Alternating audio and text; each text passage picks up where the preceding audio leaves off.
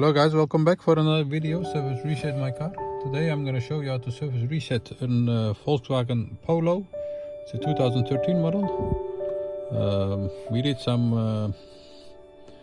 changed some filters for this car and changed the oil, and I'm going to show you how you can reset this manually, so you can do it for yourself or for friends.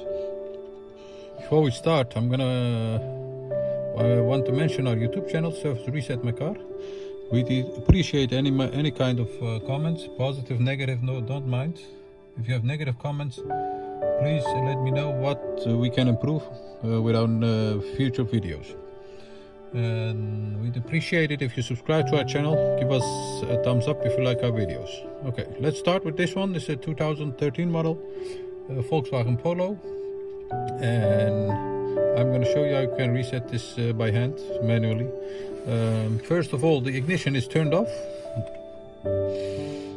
Before we turn on the ignition, there are two buttons on the dashboard. This one and this one, we're going to use these two buttons because there are no buttons on the steering wheel. Okay, the ignition is turned off. You have to press the right one. Keep pressing that. Turn the ignition on, and then you'll see a sign, surface sign. This one, and that's the surface indicator or the oil change indicator.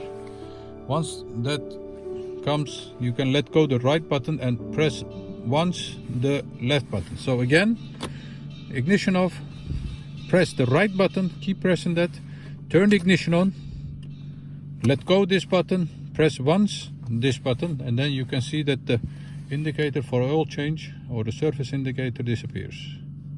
That was it. It's a quite easy one, but you have to know it. That was it for today. See you next time with another video. Give us a thumbs up if you like our videos and subscribe to our channel. See you next time. Bye bye.